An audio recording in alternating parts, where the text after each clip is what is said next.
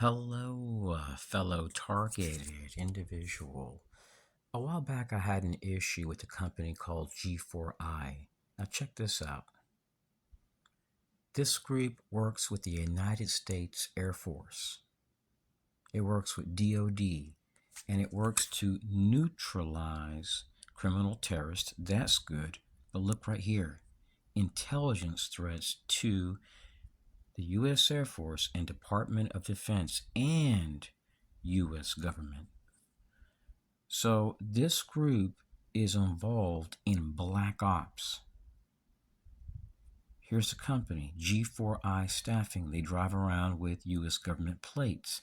Supposedly they're into counterterrorism. They're owned by this company.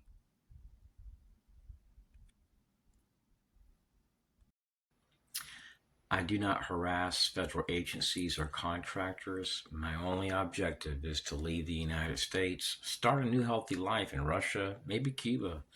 So if you're a TI, the enemy may try to label you an intelligence threat, a legal threat, a dissident, because you're exposing the threat actor.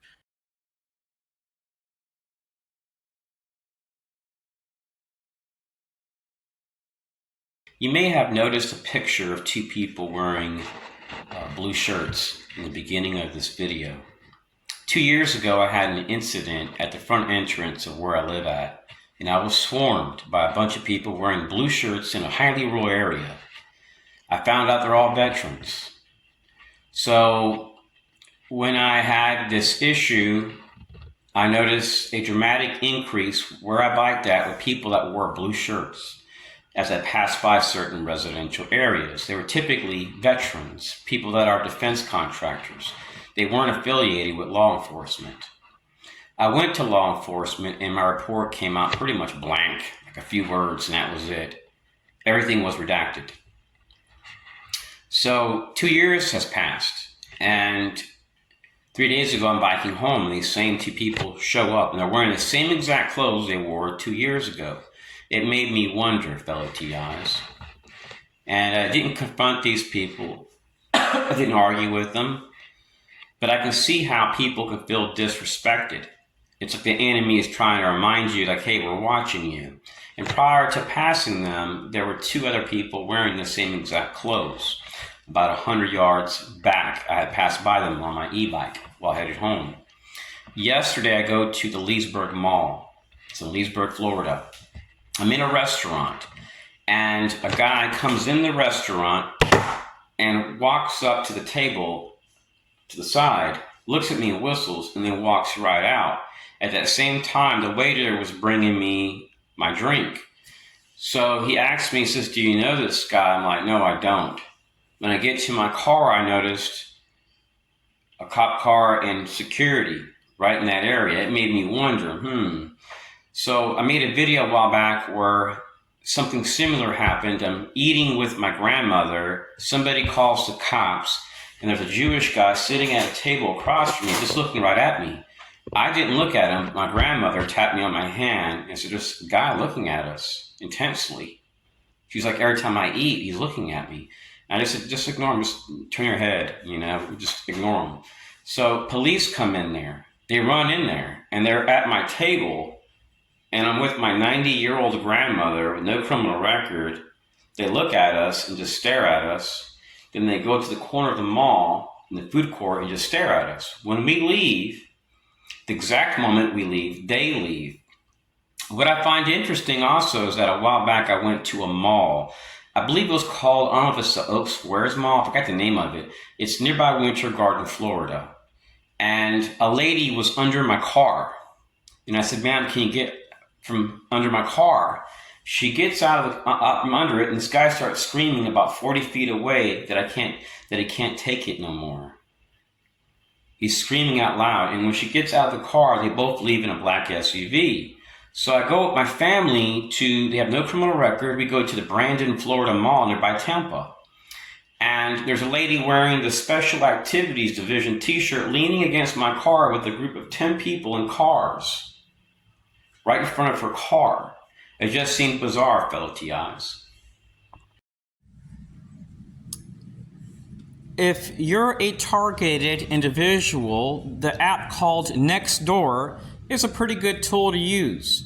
Now, as you can see, the footer for my page shows this right here. It's a YouTube video where somebody can write down and search, and it talks about gang stalking, like the eBay executive case and some other cases based on facts.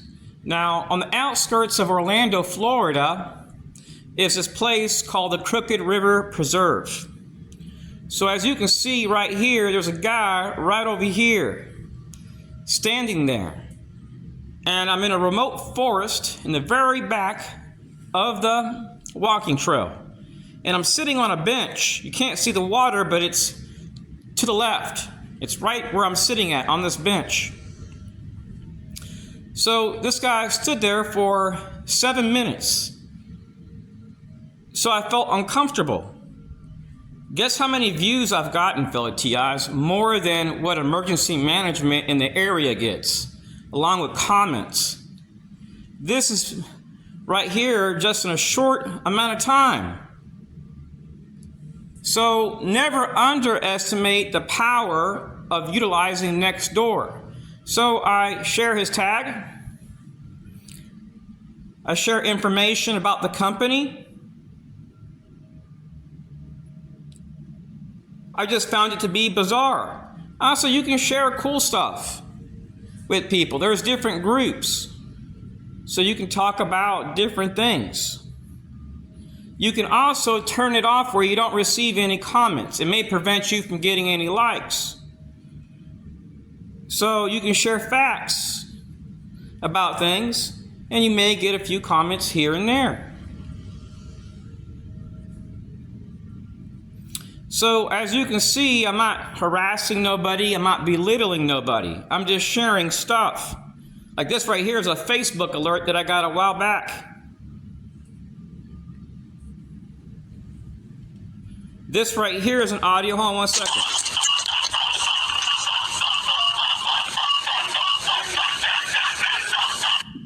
Those are voicemails that I received. And the number comes from the Langley, Virginia area. Let me see if I can go back and get it. Right there. Also, I share stuff about my experiences. Here's a male Barbie doll with a noose. It looks like some type of red paint that was thrown on my car. This was a while back. My entire electrical car's wiring harness. A Lamborghini that was parked outside of my house, driving in speeds of up to 70 miles per hour in circles. Odd phone calls with the letter V. I mean, that's very bizarre stuff. And I mentioned that at one day I was going biking and somebody struck the left side of my bike tire. And this happened 4 times in a month, and I got in 2 accidents where the left side of my car was hit. Never made accusations. Never said I thought it was, staged or something. I just share little things. Here's something else right here. Now, when you come from Orlando and you park in downtown Clearmont, you can go all the way to Green Valley Golf Course. There's a restaurant, and they serve you drinks. And many TIs, they travel across the country every few years, relocating for a new start.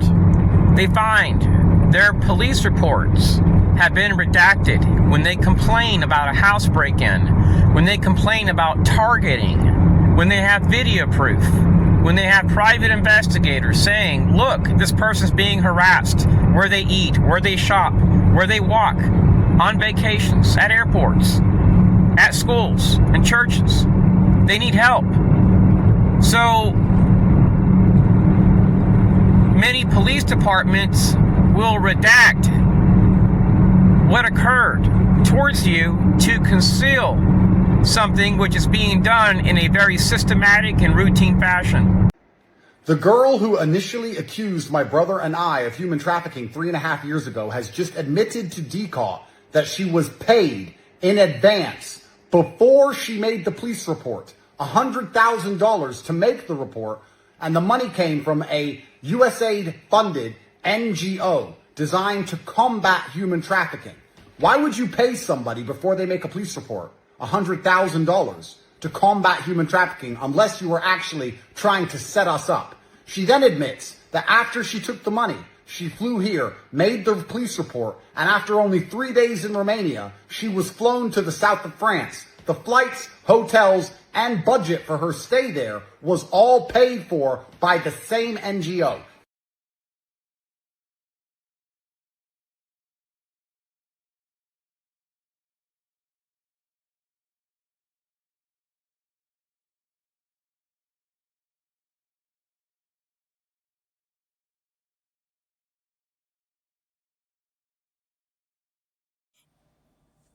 Hello, TIs. On my channel called Exposing Corruption 2024, under the playlist, I have a channel here. Let me see if I can find it. Not a channel, I mean a playlist. And it's called Gang Stalking in America on that channel. Well, if you scroll to the very, very bottom of that playlist, there are some unlisted videos. Here's one: targeted individual cyber attacks, exclusion on Nextdoor. Let me see, Nextdoor.com, proof of discrimination. Well, in every single state that I've lived in, I have been banned from the Nextdoor app. I don't use curse words. I don't use anything like foul language. I don't argue with people. But what's really interesting is that if you mention anything in relation to targeting, after a while, your account will be banned. So it gives me an assumption that the Nextdoor app is really nothing more than a tool for some that's linked to targeting. And it becomes a safety matter when people start going online and showing proof that they've been harassed by a block watch captain, a neighbor that maybe works for Lockheed Martin, a local veterans group. So you become a liability, so they have to remove you.